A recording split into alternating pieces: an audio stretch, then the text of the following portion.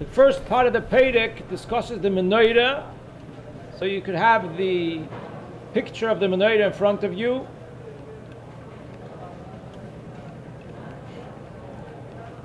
The Rambam begins, Perek Shlishi Halacha Aleph, HaMenorah Mifureshes Tzurosa Batoira.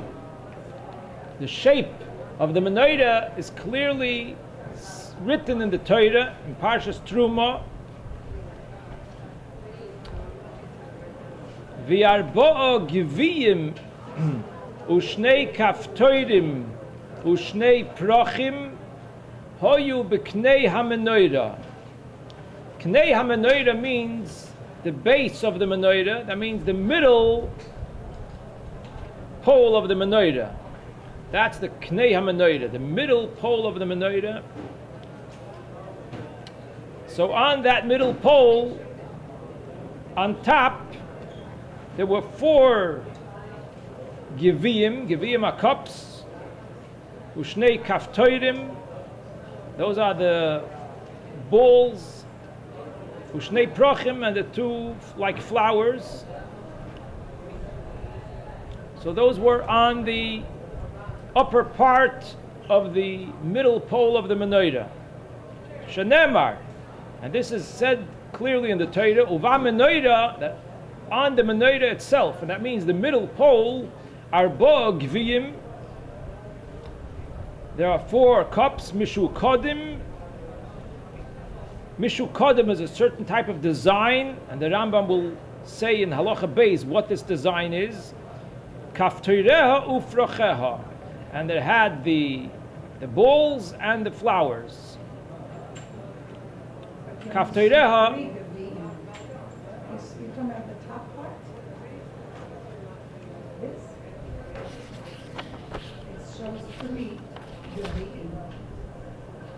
Upside down cups, right?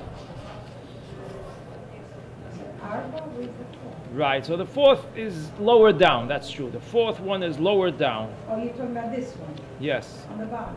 Yes. You're talking about the whole. Right. The entire middle. Right. Again.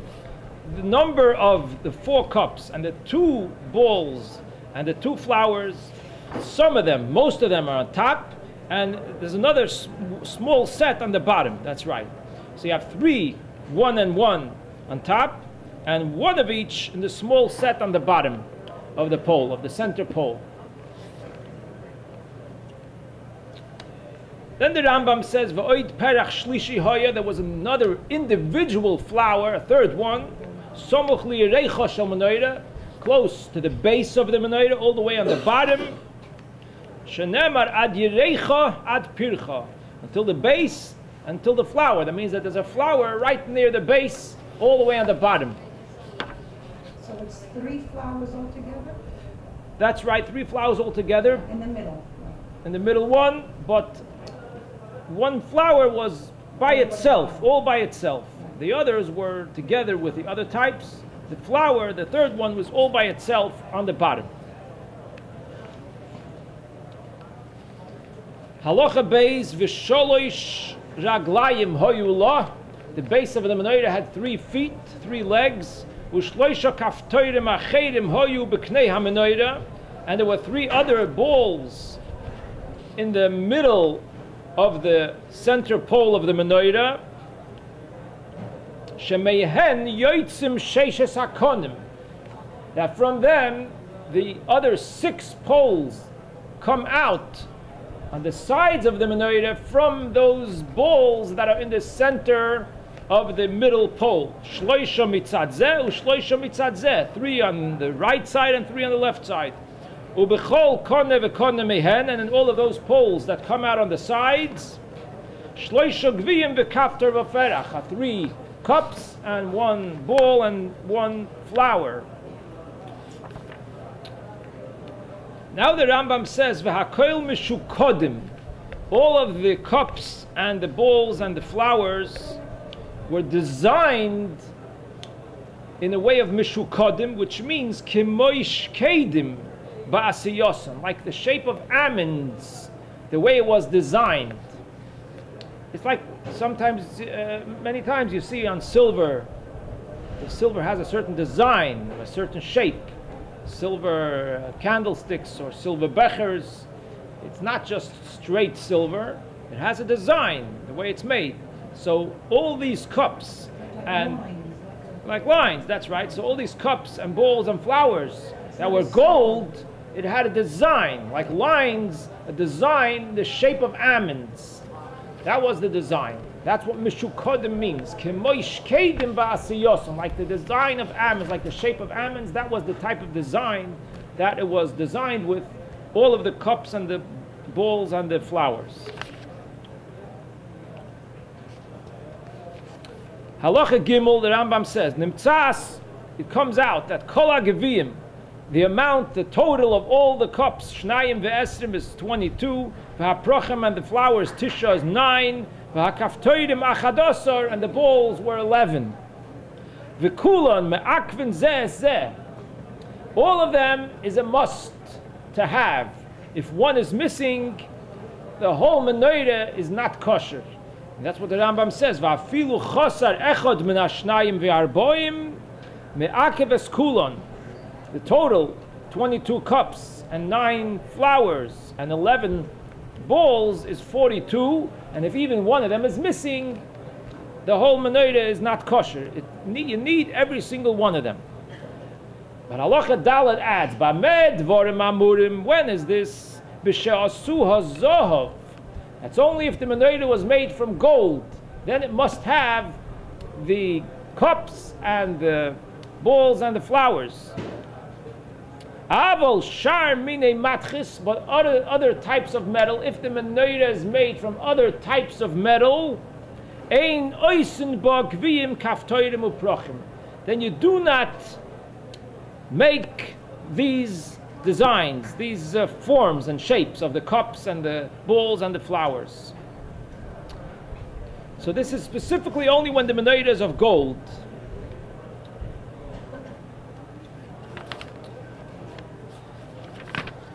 In other words, the menorah has to be made from metal. It doesn't have to be made from gold. It's proper to make it from gold if possible.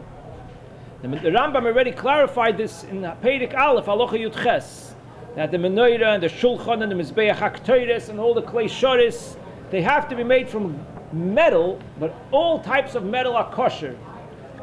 Preferably, it should be made from gold. So the menorah was made from gold, but it didn't have to be made from gold, and possibly temporarily the menorah was not from gold. There could have been times that temporarily they had a different menorah, like when the Chashmonoim, by the Nes Chanukah, when they came into the Beis Hamikdash after the Yevonim desecrated the menorah, so they had to have a new menorah. So temporarily, they might have not had a gold menorah right away. So the rule is that if you have a menorah that's not gold, then you don't make these geviyim, kaftoirim, and prochim. And the reason for that is because the Torah says in Parshas Truma ve'osisa menorahs zohov, and then it says giviyeha, kaftoireha, ufrocheha. When it's gold, then it should have the gviyim, kaftoirim, uprochim. But if it doesn't, if it's not from gold, then all it should be is a plain solid menorah. Then the Rambam adds, v'chein menorah haba zohov, when it's made from gold, tiya kula kikar im neiroseha, the weight of the whole menorah, including the cups on top of the menorah in which the oil is put, should weigh exactly a kikar. It's a certain amount of weight. V'tiya kula miksha minha ashosois, and the menorah should be made of one piece. Ashosois means a big solid piece. So if you're making a menorah of gold, start off with a big solid piece of gold and carve out the menorah from this big solid piece of gold. So the whole menorah will be one solid piece of gold. It should not be made by putting together pieces of gold. and in the shape of the menorah. No, it has to be one solid piece that it comes from a big solid piece of gold. V'shel shar minei matchis, but if the menorah is made from other metals, ein makpidin al mishkola, it doesn't matter how much it weighs. V'im hoysa chalula ksheira, and if it was made from pieces put together, and therefore there was hollow space inside, it is still kosher. However, that is only b'di'evet if it was done. But l'chatchila, the preferable way to do it is, the Rambam continues in halacha hey, ve'ein oisin oisa le'olam min agrutois. But it's not proper to make the menorah from pieces of metal put together. Grutois are pieces of metal. It's never proper to make the menorah from pieces. Bein shehoisa shel zohav, whether it was from gold, bein shehoisa shel shar minei matchis, whether it was from other types of metal. So, l'chatchila, you should always make it from one solid piece of metal. But b'di'eved, here there's a difference between gold and the other metals. That by gold, even b'di'eved, it's not going to be kosher if it was not made from one solid piece, but the other metals will be kosher b'di'eved. Halacha Vov, ha-melkoch Chaim. Melkoch Chaim are tweezers that are used to remove the wicks from the menorah that were already used. Every day, he would come and clean, the kohen would come and clean out the menorah, remove the wicks and the ash that was left, and then he would put in new, fresh wicks and oil.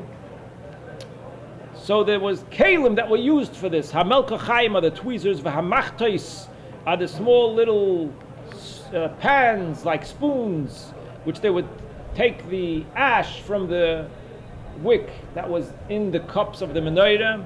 Uklei hashemen, and the kalim that contained the oil to put in the menorah. Einon miklal hakikar, that is not included in the weight of the kikar. Shaharei nemar ba menorah zohav toher, because it says about the menorah, v'osisa menorahs zohav toher, the menorah should be of pure gold. V'chozar v'yomar u'malkocheha u'machtoiseha zohav toher. And then it says another time that the tweezers and the pans, the spoons, should also be from pure gold. So why does it say it separately again? It already mentioned earlier that all the kalim of the menorah have to be from gold. So why does it mention again? Umal kocheho machtoiseho zohav toher. So it's coming to tell us that it should be separate gold, not from the kikar of the menorah. V'loi nemar neiroiseho zohav toher. But in this pasuk where it says that the tweezers and the spoons should be separate, it does not mention the cups on top of the menorah. Mipnei shehaneiros kivuin ba menorah, because the cups on top of the menorah in which you put the oil are part of the menorah. They are not portable cups that you could put on and take off. They are part of the menorah, and therefore v'heim miklal hakikar, they are part of the weight of the kikar that the whole menorah should be, since they are part of the menorah. The tweezers and the spoons are not part of the menorah, so it's separate. But the cups on top are part of the menorah.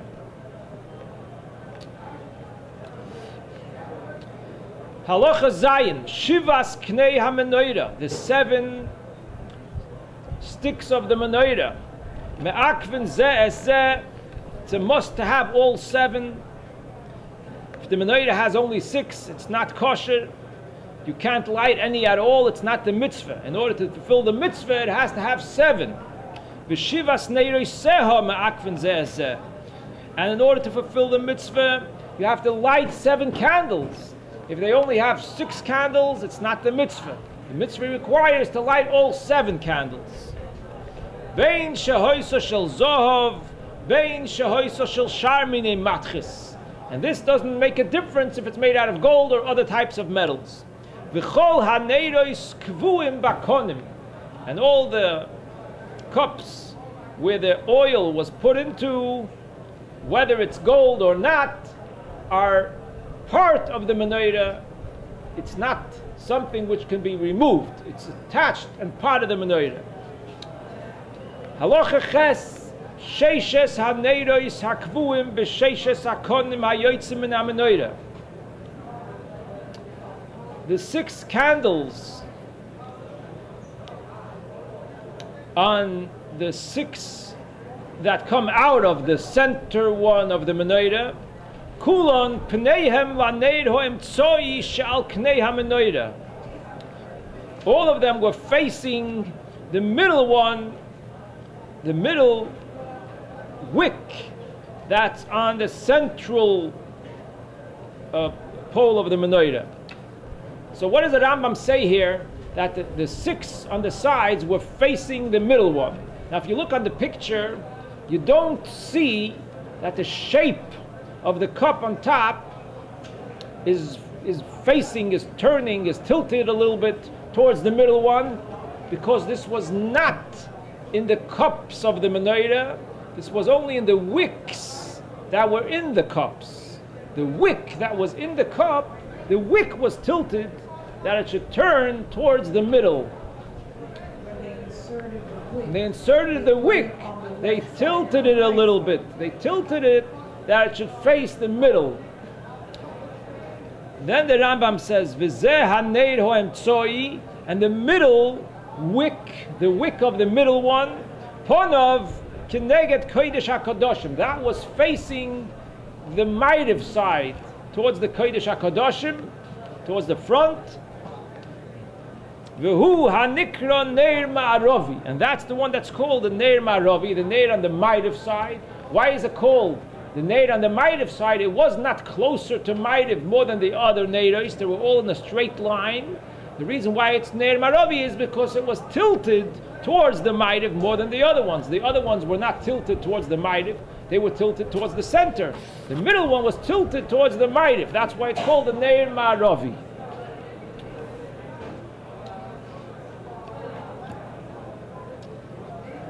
In Halacha Tes, the Rambam says, Hagviyim, the cups. What are the shape? What's the shape of the cups? Doimin, it is similar lekoisos Alexandria, to the cups of the place Alexandria. And those cups were shaped shepihen rochav, that the top of it was wide, v'shulehen kotzor, and the bottom of it was narrow. That was the shape of that cup. It wasn't a straight cup. The top was wide and the bottom was narrow.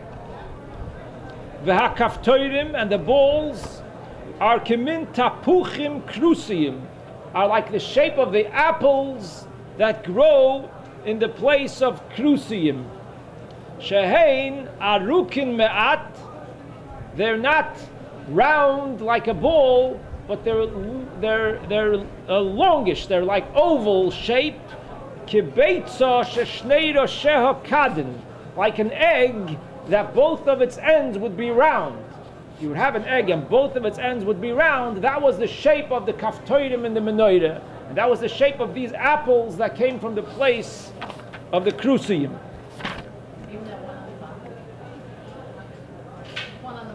The one at the bottom is not the kaftoirim, it's the perach. No, under the They're all the same. All the balls, yeah. Yeah, you mean in the picture it's smaller, I see what you're saying. The picture is smaller, but it's the same shape. It's the same shape, all the same. The haprochim, and the flowers, kimoi pirchei ho'amudim, like the flowers that they usually design on poles. A common shape and design on poles that they design flowers. Shehein, and that is kimin ke'ora, like a bowl, usfosa kfula lachutz, that the edge extends outward. Like a bowl that the edge extends outward. That's the shape of the prochim.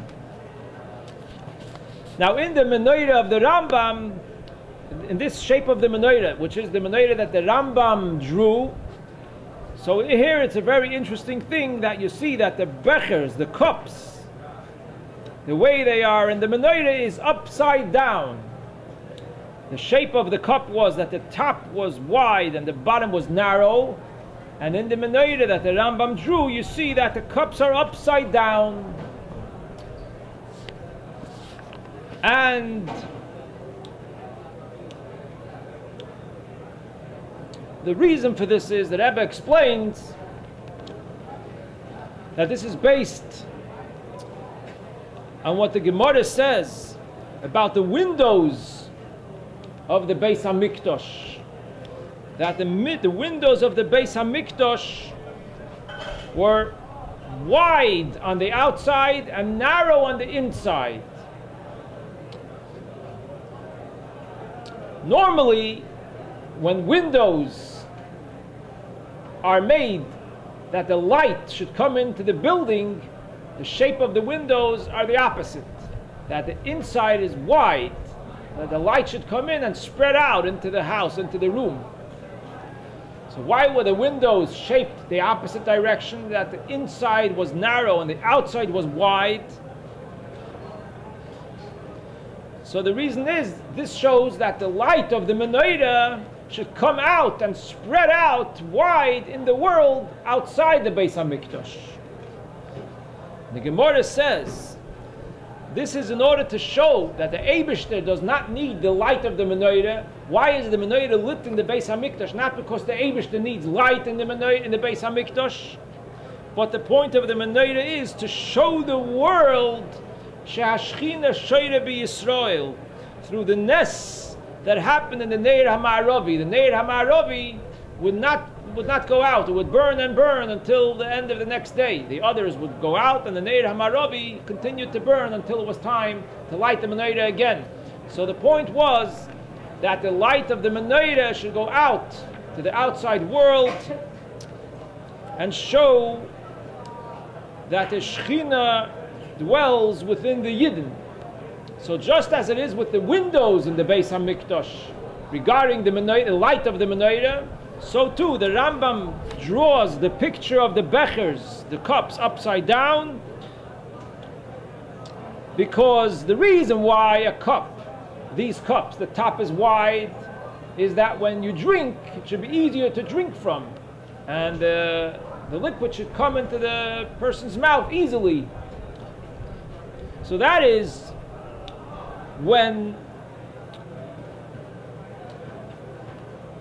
the cups are upside down, it means that it's pouring downwards, that what's coming from the menorah is pouring downwards to go outward, to go out into the world. The cups are not here to be filled for the sake of the cups, but it's to be mashpia, to pour out to the world the light of the menorah.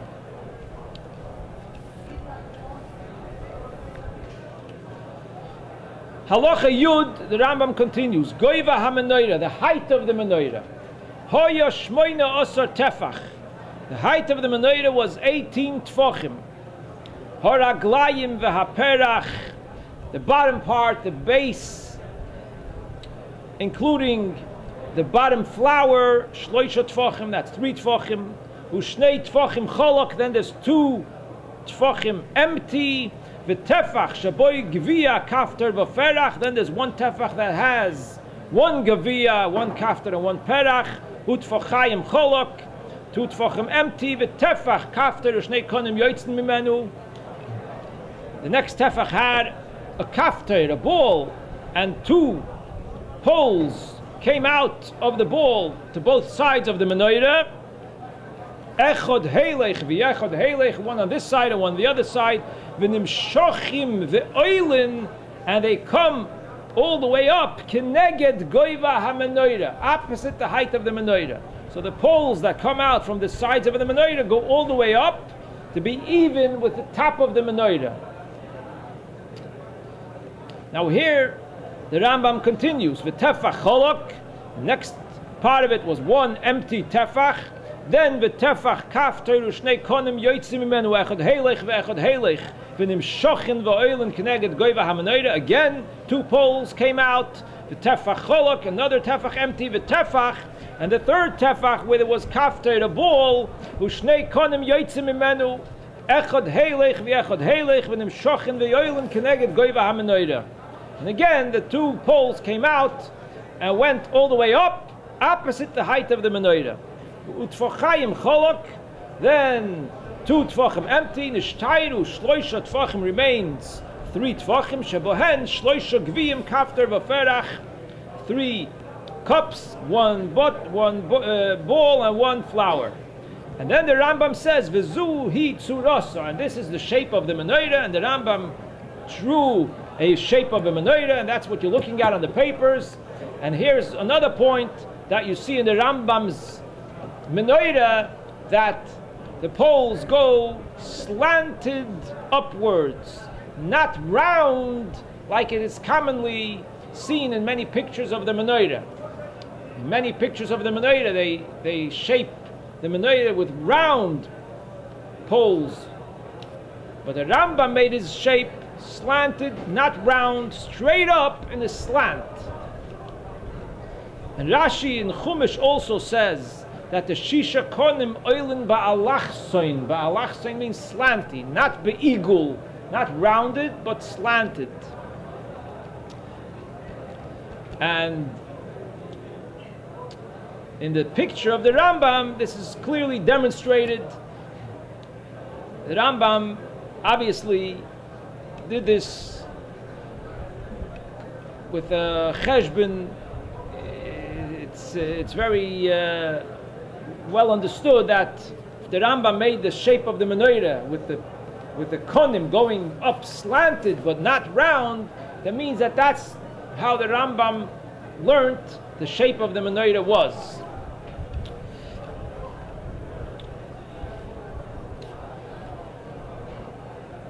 Halacha Yud Aleph, one more halacha about the menorah. Ve'even hoysol lefnei ha-menorah. In front of the menorah, on the ground, there was a stone, uba sholish mailos, that was made into 3 steps. The stone was carved out, made into 3 steps.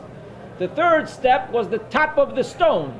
So it was like a step stool with steps. 1, 2, 3. The 3rd was the top of the stone. She'oleha kohen oimed. The kohen stood on these steps. Umeitivas haneros, and he lit the neros of the menorah. Umaniach aleha, and he also puts on this stone klei shamna, the kalim that contain the shemen, umalkacheha, and the tweezers, umachtoiseha, and the little pans, b'shas hatova, while he goes up to light the menorah, because he needs all these kalim while he goes up there to light the menorah. First, he has to remove the old wicks and whatever oil is left and the ashes, and then he puts in new oil and new wicks, and then lights the menorah. So he does this all on the stone, and he has the kalim with him on the stone.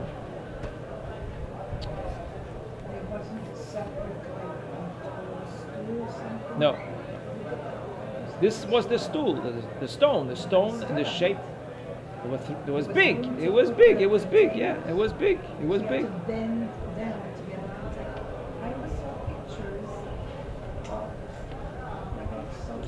Well, not necessarily did he have to stand on the top of the stone. Could be he stood on the first step of the stone, depending how high it was. He could reach. Yeah.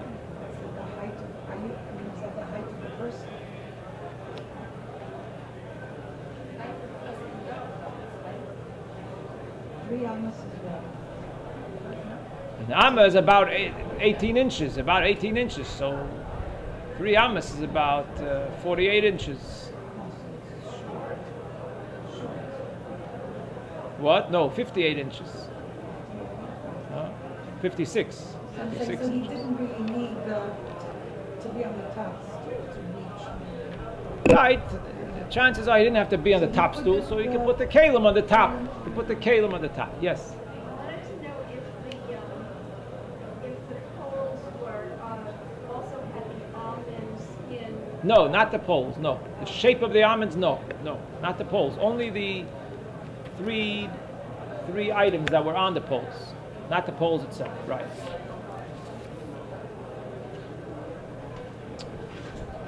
Halacha Yud Beis. Here the Rambam discusses the Shulchan, but the Rambam did not draw a picture of the shulchan. It's quite simple to understand what the shulchan looked like. The Rambam says, "Hashulchan hoya orkoi shneim osor tefach." The length of the shulchan was 12 tfachim, v'rochboi shisha tfachim, and the width 6 tfachim. It was small. It wasn't very big. The shulchan.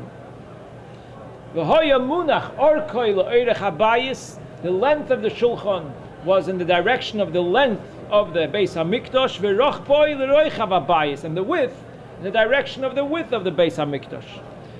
The length is Mizrach Ma'irav, and the width is Tzof and Dorim. V'chein shar kol ha'kelim shebemikdash, all the other kelim that were in the Beis Hamikdash, that were on the ground in the Beis Hamikdash, orkon le'orkoi shel bayis, the length was to the direction of the length of the Beis Hamikdash, v'rochbon le'roichav ha'bayis, and the width to the direction of the width. Chutz min ha'orein, except for the orein in the Kodesh HaKadoshim, shehoya orkoi le'roichav ha'bayis. The orein was different. The length of the orein was in the direction of the width of the Beis Hamikdash between Sofan and Dorim. V'chein, and so too, neiros ha'menorah keneged roichav ha'bayis. The neiros of the menorah were also Sofan Dorim, bein ha'tzofan u bein ha'dorim. The menorah was put down in a way that the neiros are in a straight line to the width from Sofan to Dorim, not Mizrach to Ma'irav. When you come in, you see them all in front Come in, you see them all in front of you. That's right. Right. So you only See just the width, the smaller part, the side of the shul. That's right. That's right. That's right. That's right. Then the Rambam says, Naloche Yud Gimel, Arba Snifin Shel Zohav Hoyu La Shulchan. Shulchan had 4 snifin. Snifin are like pegs. Pegs of gold that were standing on the ground near the shulchan, right near the shulchan, and were very high until very high up. And these were to support the lechem haponim that was put on the shulchan. Now these pegs, mifutzolin biroshehen, they had like they were cut into in their edges in order for them to be able to support the lechem haponim, as the Rambam will explain in the next halacha. Shehoyu soimchin bohen shtei ha'ma'arochos shel lechem haponim. They would support with them the 2 piles of lechem haponim that were on the shulchan. Shnayim miseder zeh. So there were 2 of these pegs on one side of the shulchan, ushnayim miseder zeh, and 2 on the other side of the shulchan. Veheim hanemorim ba'Torah uksoisov. The Torah calls this ksoisov. And then in Yudalad the Rambam says, V'chof ches konim shel zohov, 28 small sticks of gold, kol echad mehen kechatzi konech cholul. Each one was in the shape of half a pipe that's hollow. A pipe that's not round, it's only half a circle. So it was a pole that was like a half a circle and the inside was hollow. Arba osor l'seider zeh, ve'arba osor l'seider zeh. 1 pile of lechem haponim had 14 of these konim, of these sticks, and the other pile of lechem haponim had the other 14. Ve'heim hanikroim menaki yosef. These are called menaki yosef. So the reason why they had these sticks like the shape of a half a pipe is that they would put these sticks between the breads. There were 6 breads, one on top of the other, 2 piles of 6 breads, one on top of the other. So they would, to separate between one bread and the next one, they would put these poles, these sticks, that are like a half a circle, so there would be space for the ear to go through, so that they should stay fresh and they shouldn't get spoiled. Ushnei habazichin. Then there was also 2 little cups, 2 small cups. Shemanichin bohen halavoina. that they would put in the spice that's called levoina al hashulchan, on the shulchan b'tzad ha'ma'arachos, on the side of the piles of lechem aponim. Hein hanikroin kapoisov, they are called kapoisov, like spoons. V'hadfusin she'oisin bohem lechem aponim, and the pans that they would bake the lechem aponim in them, hein hanikroim ke'oroisov, the plates for the lechem aponim means the pans that were made in a specific shape, that they put the dough in those pans, and the lechem aponim was baked in them and came out in that shape. So there were 12 lechem aponim, 6 on one pile and 6 on the other pile on the shulchan, and the 28 sticks were used to put between the lechem aponim. And this the Rambam explains in Halacha Tesvov. Elu ha'arba asar konim, these 14 sticks. How does it work? Noisein hachala harishoina al atzmoi shel shulchan. The first challah of the lechem aponim you put on the table itself, directly on the table. And that is, the fact that it's on the table, it's not on another challah, is enough to prevent it from getting spoiled. It will stay fresh. The noisein bein rishoino shniya shloisha konim, but then you put between the first challah and the next challah 3 of these sticks that are shaped in the shape of a half a circle, so that the ear should get through between one challah and the next. V'chein bein kol challah v'challah shloisha konim. And so between each challah and the next, 3 sticks were placed on top of the challah to separate between that challah and the next challah, and there should be some air going through. Ubein shishis v'chamishis, but between the 5th and the 6th is the top one, shnei konim bilvad, it's enough to put only 2 sticks. Lefi she'ein al hashishis acheres, because since the 6th one is the top one and there's no other one on top of it, so it's less weight. It's not so much weight, so 2 is enough to support it. 2 sticks is enough to support it. The lower ones have more weight on them. They have the upper breads on them also weighing down, so you need 3 to support it.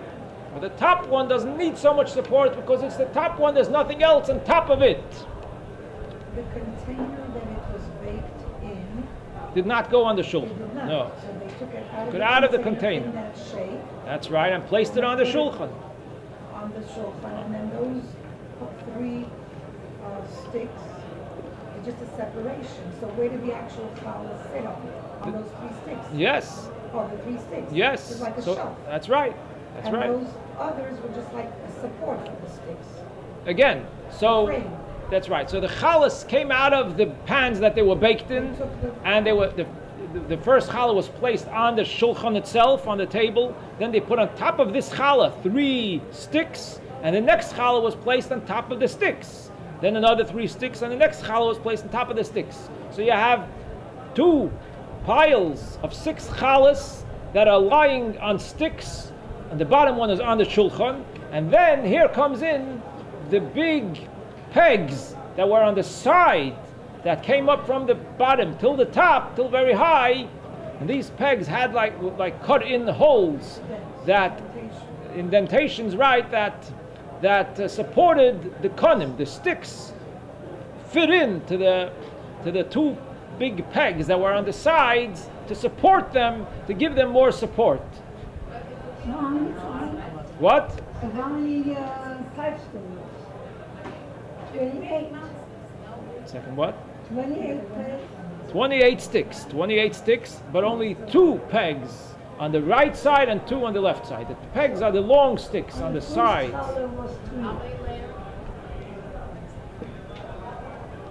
Those sticks with the frame. 1 second. The sticks were like the frame on the side.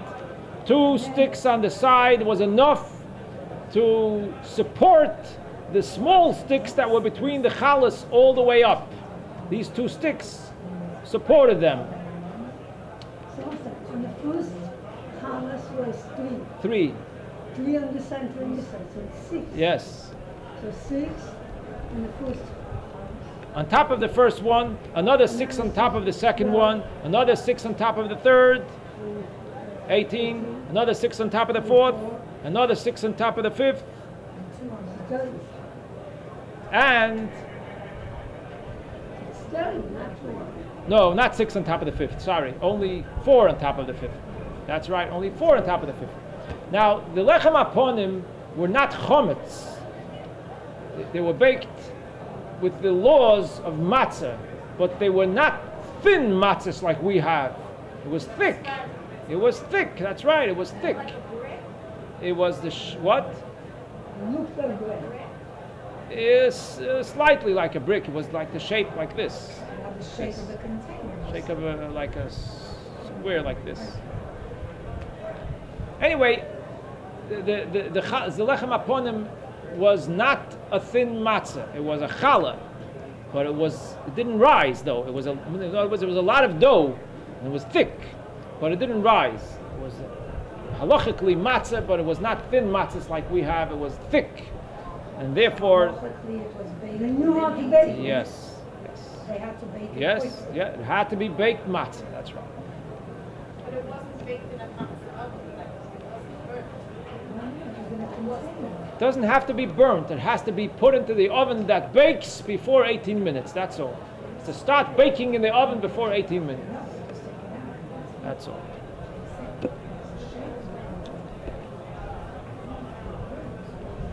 The baking wasn't included in this baking.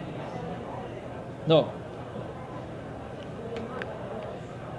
Tes Zayin, halacha Tes Zayin.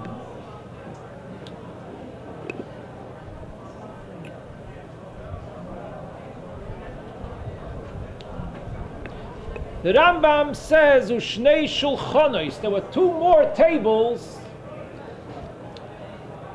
in the Beis HaMikdash.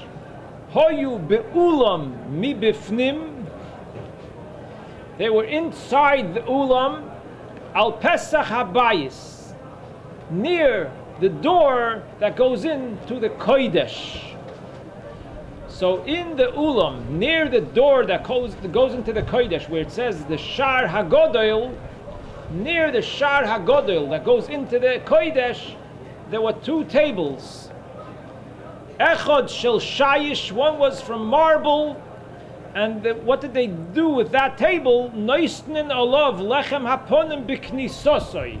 Every Shabbos, they would change the lechem haponim. They would put fresh lechem haponim. They would take off the shulchan, the lechem haponim that was on the shulchan, and they would put new lechem haponim fresh on the shulchan. So when the lechem haponim was baked, the lechem haponim was placed on this table of marble near the kodesh to be ready for the kohen that was going to come and take the new lechem haponim and put it on the shulchan when they take off the existing lechem haponim. So why was it put on the marble table? Because marble keeps cool. They wanted that the bread should keep cool. It was fresh, hot bread. It should be on a marble table to prevent it from spoiling. It should be fresh to keep cool. So they put the lechem haponim there when it's getting ready to go into the kodesh. The echad shel zahav, and there's 1 table of gold. They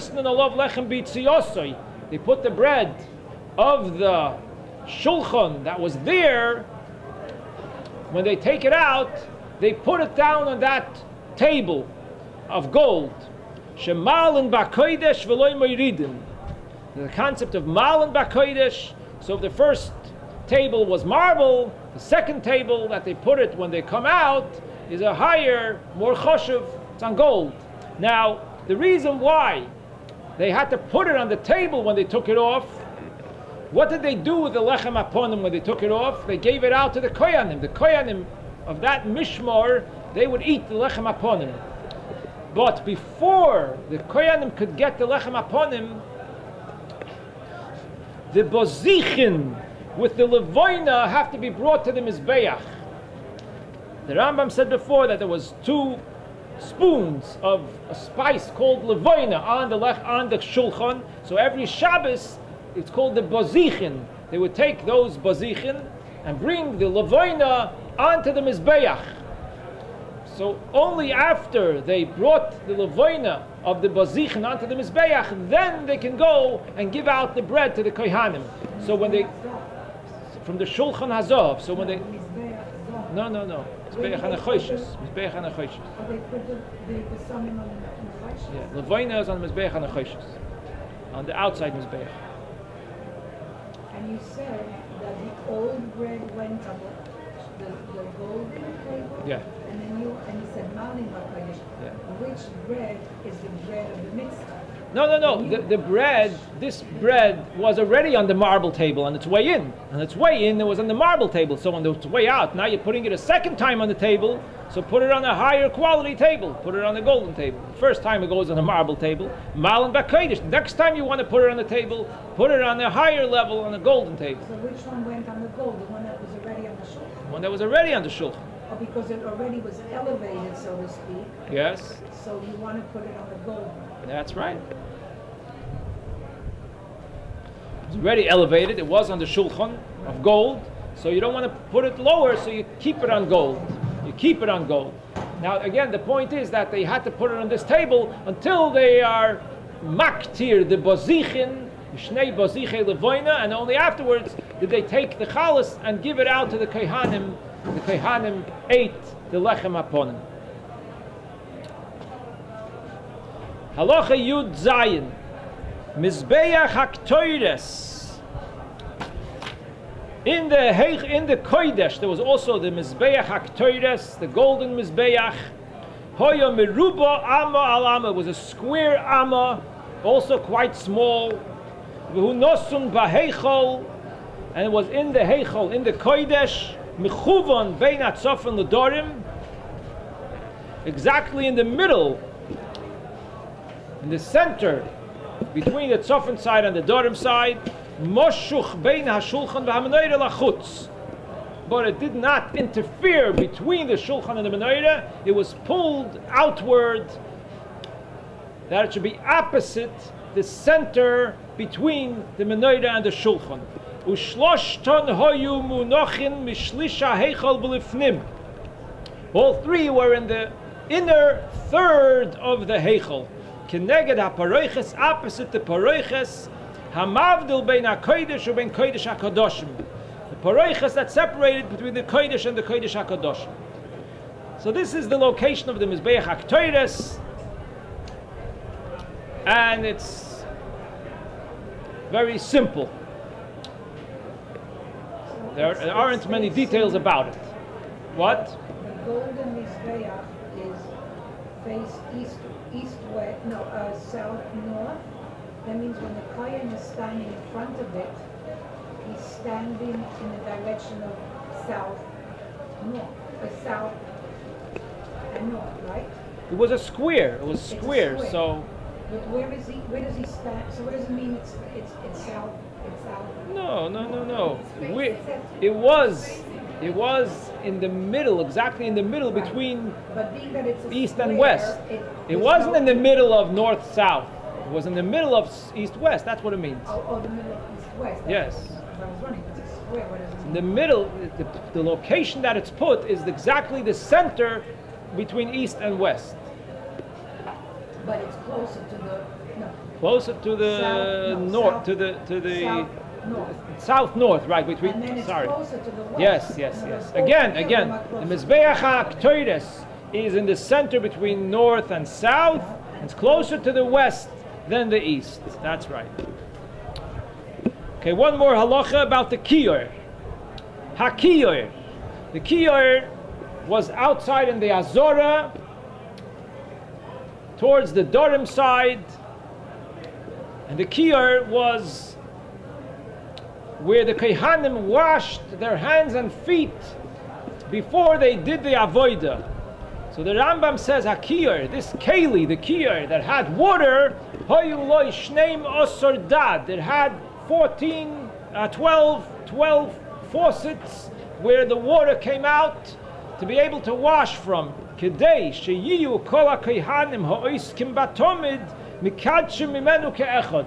The number of kohanim that were needed for the korban tomid were 12 kohanim, so they should all be able to do Kiddush Yodayim V'Raglayim, to wash their hands and feet at the same time and get ready for the Avodah to bring the Korban Tomit. Then the Rambam says, Umuchni osuloi sheyiyu bo hamayim tomit. What is muchni? Muchni is a big keli around the kiyar. The kiyar was a keli within another keli. The muchni was an external keli, outer keli that was around the kiyar. The kiyar was completely in the muchni. The muchni was not a clay shores. It was not kodesh. It was choil. The kiyar had to be a kli shores. The kiyar was kodesh. The kohanim had to wash their hands and feet from a keli that's kodesh. So the kiyar was kodesh. But the muchni, which is the outer keli that the kiyar was in, was choil, was not kodesh.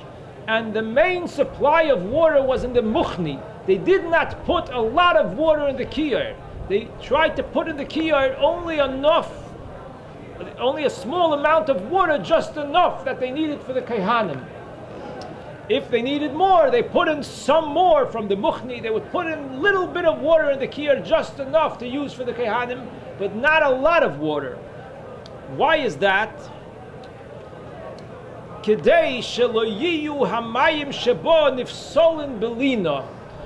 Because if you're going to keep the main supply of water in the kiyar, when night comes, whatever water is left in the kiyar and goes overnight becomes posul. Because that's the rule. Anything that's in a kli, that's kodesh, becomes posul belina. If it stays overnight, it becomes posul. So then they would have to empty the kiyar and put in new water. So therefore they try to avoid that. So they put only a little bit of water in the kiyar, just enough to use, so they wouldn't be left with extra water in the kiyar. The main supply would be in the muchni, and the muchni is not kodesh, it's choil. So therefore the water in the muchni would not become posul overnight. It was a keli, but it was not kodesh. It wasn't kodesh. Metal, any type of metal. That didn't have to be copper. For the washing, it's okay. For washing, it's okay. Shehakiyar miklei hakodesh. Shehakiyar miklei hakodesh umikadesh. Because the rule is that the kohanim have to wash their hands and feet from a kli that's kodesh. So the kiyar was made kodesh, like all the kelim in the Beis Hamikdash. But the muchni was an exception. There was no need that it should be a kli kodesh. So the muchni was not a kli that was kodesh. It was a kli that was choil. And it was around the kiyar, much bigger than the kiyar, and the kiyar was in the muchni. V'chol dovar sheyiskadesh b'kli kodesh, anything that becomes kodesh in the kli kodesh, imlon and nifsal, if it stays overnight, it becomes posul. So therefore they tried to avoid having this problem, so they had the muchni around the kiyar. However, if it did happen that there was leftover water in the kiyar, so then they had another eitzah. The Rambam mentions this in Pirush HaMishnayis and in Hilchos Beis Hamikdash.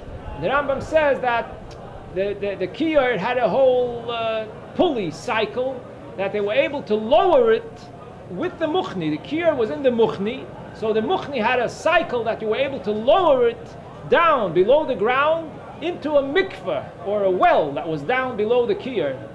So that would accomplish that the water that's left over in the kiyar becomes attached to a mikveh. If it becomes attached to a mikveh, then it doesn't become posul overnight. So if there was leftover water in the kiyar, then they would lower the whole kiyar through the muchni to attach the water to a mikveh. But they tried to avoid it lechatchila. If they managed, and there was no leftover water in the kiyar, then there was no need to lower it down to the mikveh. So that's why they set it up this way, that the main supply in the water was in the muchni, so that not always would there be leftover water in the kiyar, but if it happened to be that there was leftover water, then they would lower it down to become attached to the mikveh, and that way the water remained kosher.